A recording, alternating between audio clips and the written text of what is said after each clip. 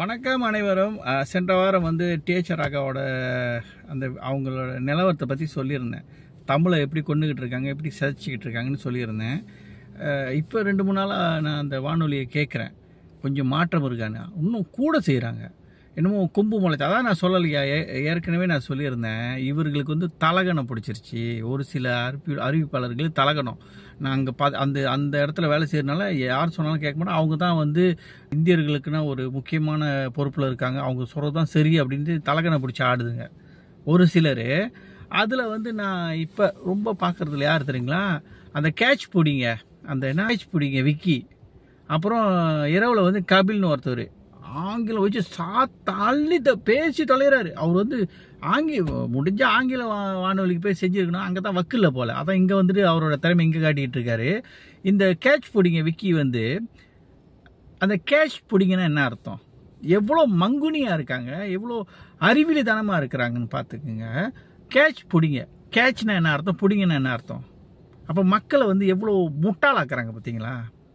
அதே நேரத்தில் இன்னொருத்தவங்க இருக்காங்க, அந்த விஷயம்னு போட்டு தமிழுக்கு விஷத்தை சேர்த்துக்கிட்டு இருக்கிறது வந்து அகிலா. இவங்க 3 பேர் தான் இப்போதைக்கு எனக்கு தெரிஞ்சு.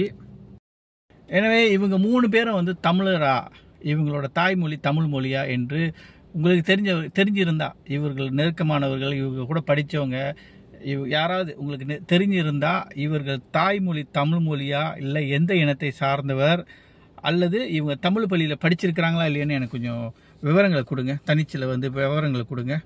அடுத்த காணொலி அதை வச்சு தான் அவங்களுக்குலாம் கொடுக்கணும். ஏன்னா இவர்களுக்கெல்லாம் கொஞ்சம் தலகணம் பிடிச்சிருச்சு.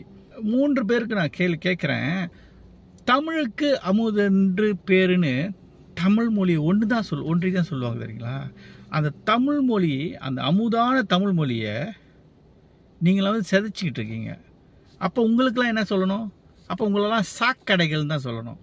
இப்போதைக்கு இந்த 3 சாக்கடைகள் தான் எனக்கு தெரியுது.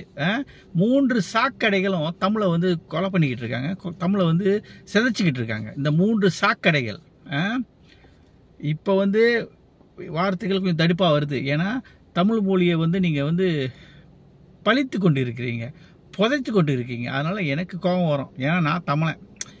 இப்போதைக்கு பார்த்தா தமிழன் நான் ஒண்டி தான் இருக்கும் போல். மற்ற எல்லா தமிழர்களும் எரும மாட்டு மேலே மழை பெஞ்ச மாதிரி தெரியாத மாதிரி இருக்கீங்க. அழைப்பு கொடுக்குறீங்க, பேச வேண்டியதானே. இல்லைன்னா புறக்கணிங்க.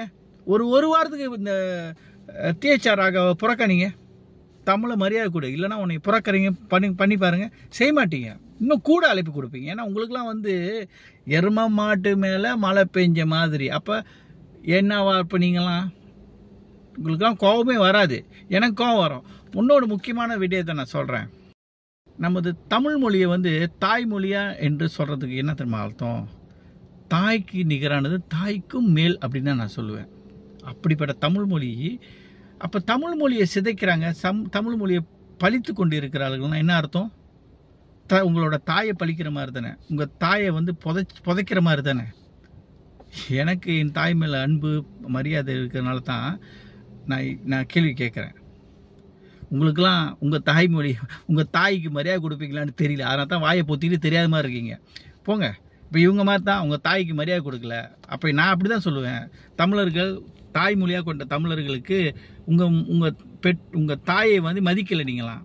ஏன்னா எப்படி சிதைச்சாலும் தெரியாத மாதிரி இருக்கீங்களே, மானம் கெட்டு.